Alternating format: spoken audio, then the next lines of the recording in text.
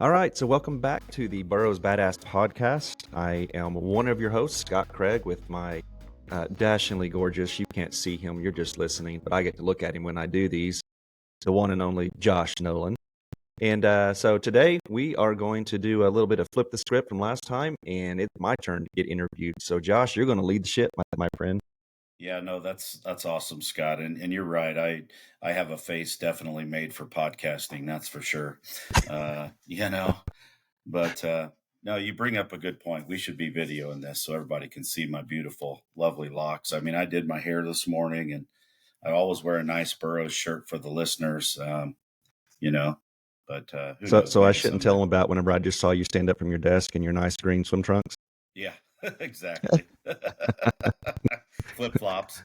There you go. This is real, Yeah, guys. yeah, for sure. So Scott, yeah, let's learn. Let's let's let the listeners know a little bit about Scott Cragg. So let the listeners know, where are you from, Scott? Oh boy. So I am from the Gee, and those of you who maybe are from the Muskogee area, you know what I mean. I was born and raised in Muskogee, Oklahoma, and did a little bit of traveling. My parents took us to a few different states during my childhood, but yeah, so born and raised Muskogee. For the most part, I would say I stayed here, lived here until 2001. And from that point on, went to Oklahoma City, was in Oklahoma City for about 20 years and then came back. But yeah, so born and raised in Muskogee. You came back. That's crazy. Why would anybody come back to Muskogee? I'm just You, curious. you know, never say never. There were three things that I said I would never do. I would never, ever live in Oklahoma City. I would never, ever be a pastor. And I would never, ever come back to Muskogee. And if our listeners want to take a guess, how many of those did I do? You mentioned being a pastor. I'm going to guess that you might want to give me a little insight on that. I heard what you said. I'm guessing you did all three, right? Yes, yes. So the tip here is never say never, and because you're going to get laughed at. Yeah. So and when I say pastor, I think a lot of people have this idea. Since you hear the word pastor, you're probably thinking about a preacher that stands up on a pulpit. That is not me, right?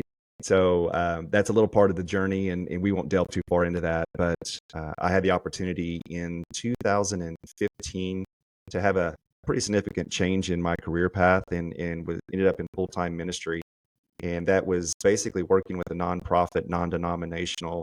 And my heart became to really meet men where they were at and create an environment where they could hear from God. And this is you're talking about Scott here, right? So this is not going to turn into, for our listeners, getting religious, right? But it's part of my story, and had the opportunity to you know as myself grow in a new way that I never expected, and really just to be able to love on men and love them past a lot of their hurts and things like that. And yeah, it was a significant a part of my life, and it still is. I still get to serve in men's ministry and love it. I know that's not definitely not the focus of the conversation, but I think it is good for our listeners to know that that is part of who you are and part of your life. And, it could open up some conversation with some of our clients, Heck yeah, about that. anytime. I'm an open book, my friend. You had mentioned your journey. So just tell us a little bit about your professional journey and what led you to Burroughs.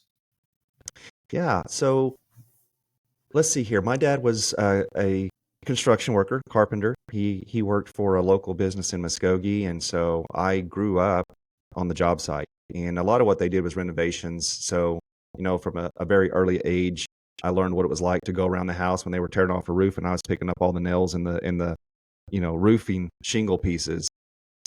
Eventually, as I grew up, I got to go with him and learned how to drywall. Learned how to frame a wall, and so as a kid, I don't think you realize how much of that stuff you pick up, but I picked up a whole lot more than I realized. The other part about the journey is I was homeschooled. So I was homeschooled all 12 years, and drove my mom absolutely nuts. And so whenever I turned 16, she said, "I'm putting your rear end in Votech." So when I turned 16, I was basically in Votech for almost 3 years. Started out in heating and air conditioning. My grandfather owned a successful heating and air company here in Muskogee. And so the plan was for me to graduate from college and go to work for my grandpa and eventually take over the business. Well, there's a little bit of a career change there, or not a career change. He had the opportunity to sell the company before I was able to complete my education. But I did complete Air 1, Air 2, Electricity 1, Electricity 2, and, working with my grandpa was able to also do plumbing and learn how to basics of boilers and steam generation systems. So that was kind of my start. I started in I guess, the service industry. And whenever grandpa sold the company, I was completing college at Connors College in business. And after I finished, I was like, I'm done. I don't want any more school. And then that's whenever while I was working through school, I worked at Dillard's. I'm not going to tell you what I did there. Maybe you can pull it out of me. Kind of embarrassing. But hey, you got to do what you got to do to get yourself paid through college. But after I finished college, I ended up moving to Oklahoma City, and I was ready to get out of Muskogee. Worked in retail, so went to Oklahoma City, was retail with Abercrombie and Fitch, was a store manager. Another not a fun part of my career path.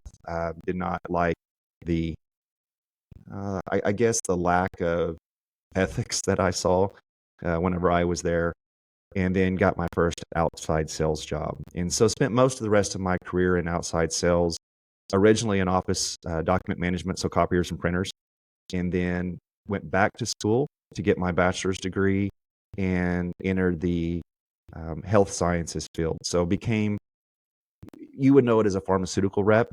I ended up in nutraceuticals, which was nutrition-based medicine. This isn't like, nothing against it, but we're not talking like, herbal health food stores. I work specifically with allopathic physicians, medical doctors. And as I developed in that career, I specialized in oncology, gastroenterology, and cardiology. And so was in the sales side and then ended up moving into market product development and then became national director of training for two of the largest nutraceutical companies in the state. So, sales is something that I can do. My passion really lies in teaching and in having what I would say fact-finding conversations with the person that I have the opportunity to be in front of. So did that for a long time. Like I said earlier, ended up in ministry, did that for a couple of years, had some unexpected life changes happen. The ministry that I was a part of, they were awesome. They're like, Scott, you're not disqualified. And just so you know, like I ended up divorced, was not part of my plan. It was part of my spouse's plan, not mine.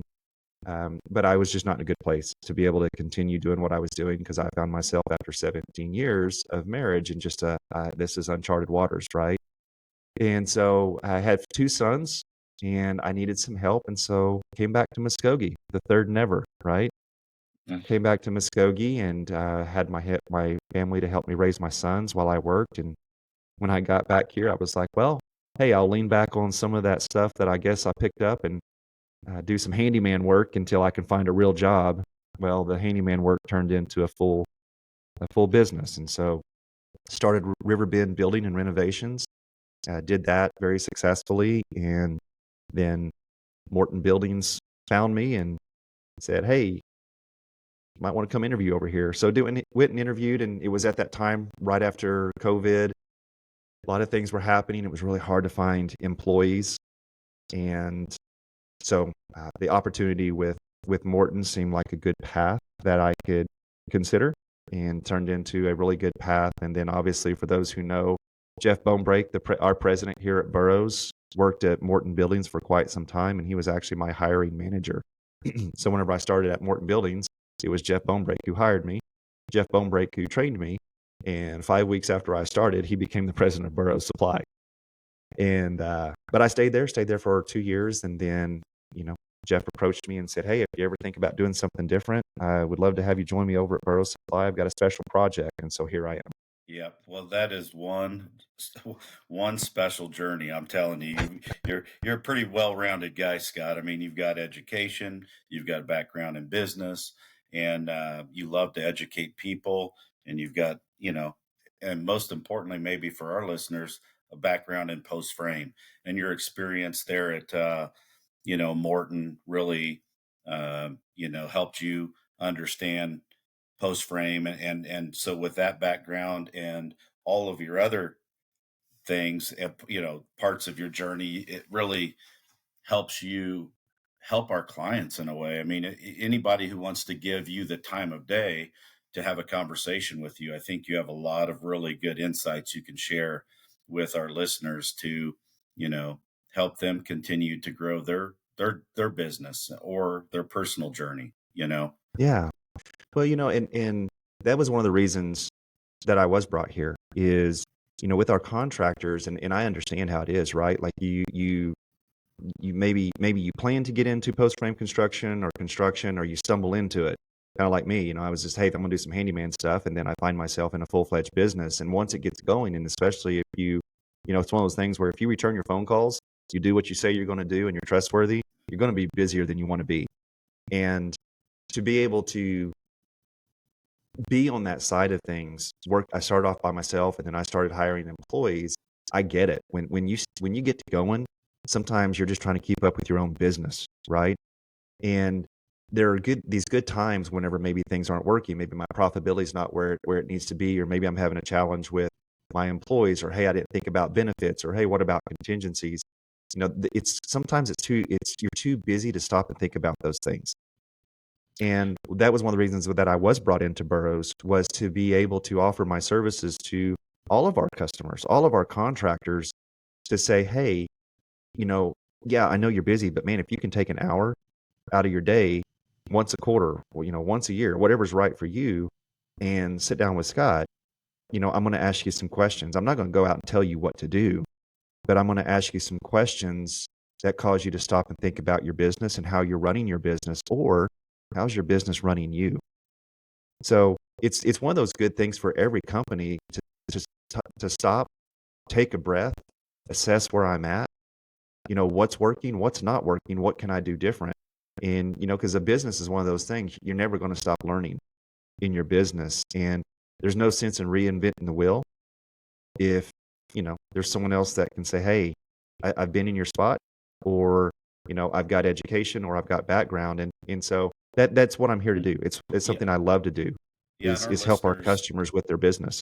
Yeah, and our listeners probably, some of them probably don't know. You know, if you're a client of Burrows, you may have noticed, if you've been around for a while too, we've started to say, instead of just post frame supply, complete post frame solutions. And part of that Hmm. solution is having Scott and being able to do some one-on-one consulting with our clients, and it's a benefit that we're going to do more. And I think we'll probably have a podcast coming up where we talk more about some of the resources and the investment that Burrows has made for our clients. And if they're not taking advantage of that, it's something that we need to get their attention on, right? So we'll Sure. do a podcast on that. But we talked a lot about your professional journey and who you are and everything. What do you like to do when you're not working, Scott?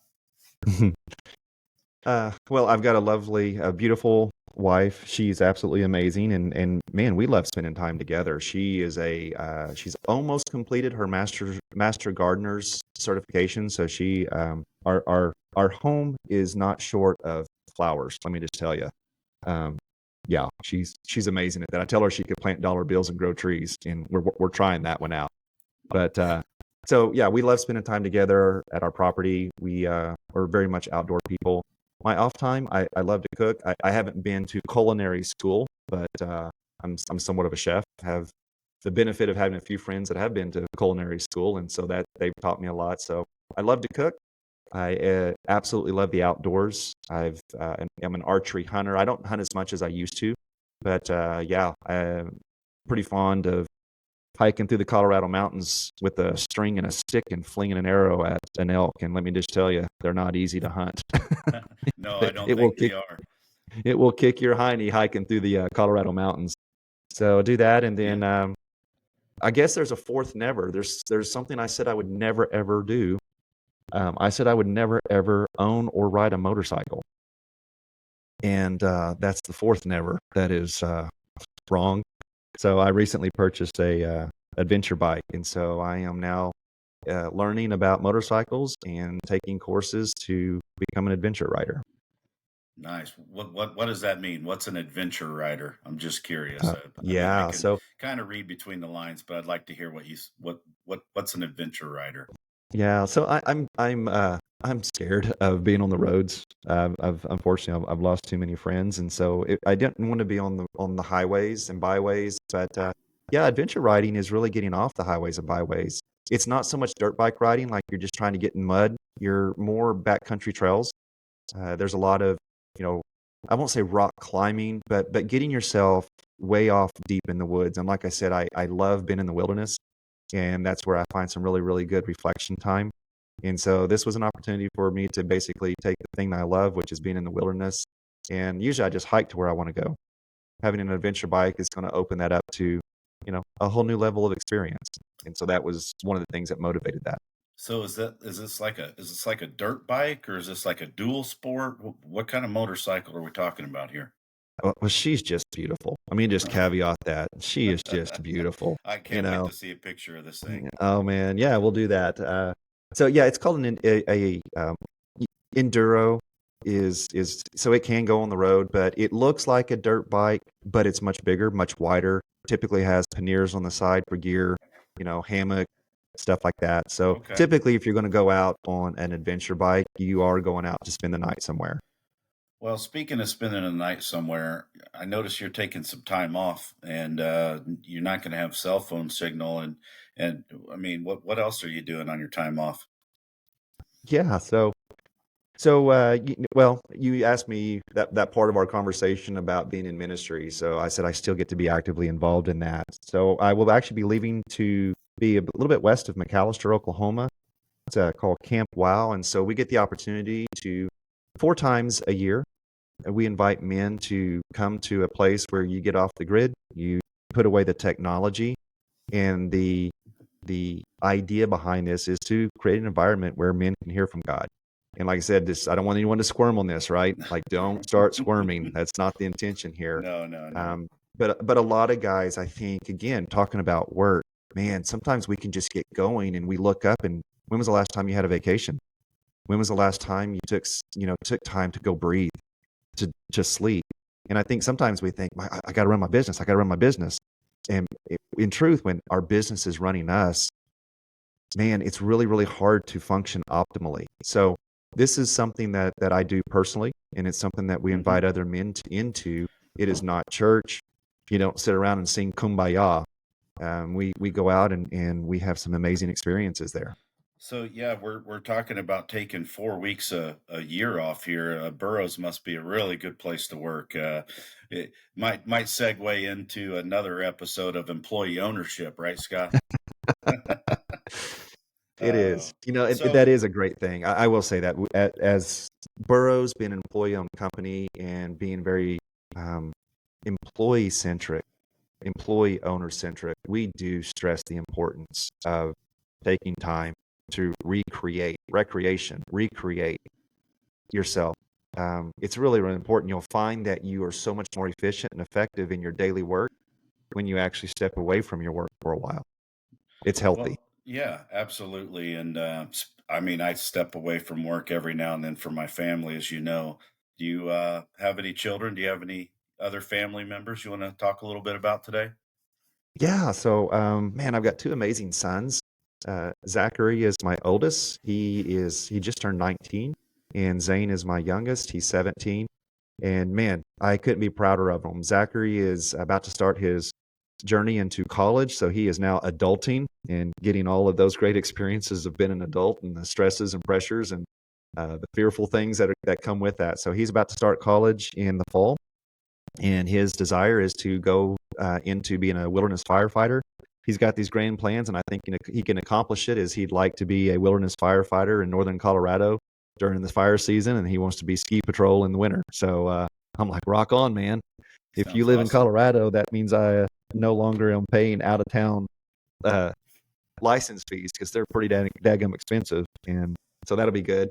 And then my younger son, he's pretty dead set on being a highway patrolman. So he's doing some things. Thankfully, I've got some great guys, great friends that are in the highway patrol. And so this summer, he's going to be able to take some time to do ride-alongs and determine if that's the career path that he wants. But yeah, thanks for asking. They're amazing young men. I couldn't be prouder of them.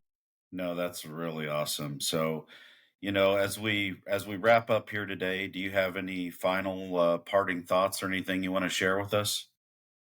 Yeah. So I've been here for 6 months, and I just want to say, one, how much of a pleasure it's been to be part of this company. When I told you about my professional story, I've worked for a lot of companies, great experiences. Part of that story, Burroughs is different. It really is a different company. I've told a few people the thing about being at Burroughs is everyone pulls in the same direction. And anytime you get a group of people together, especially at work in a professional environment, you're always going to have some drama and some conflict. But man, we have a really good thing going here. I just want our listeners to know that we have a really good thing going here, and our customers get to be a part of that. When you start doing business with Burroughs, you become part of the Burroughs family. And yeah, there's going to be bumps and bruises. Yes, something got shipped wrong. I didn't get what I needed. That was scratched. That's part of doing business. But man, our employees care. They care about each other and they care about you as our customer. So that would be the first thing I would say. And the second would be, yes, look me up. If you're listening to this and you're like, man, what was Scott saying about talking about my business? Reach out to us. Say, hey, Scott, I'd like to set some time up with you. We'll make that happen. Because if I can any of my experiences or anything that I can do to sit down with you and help you enjoy your business better, be more profitable, be happier in doing what you're doing, be more efficient in what you're doing, that's my goal.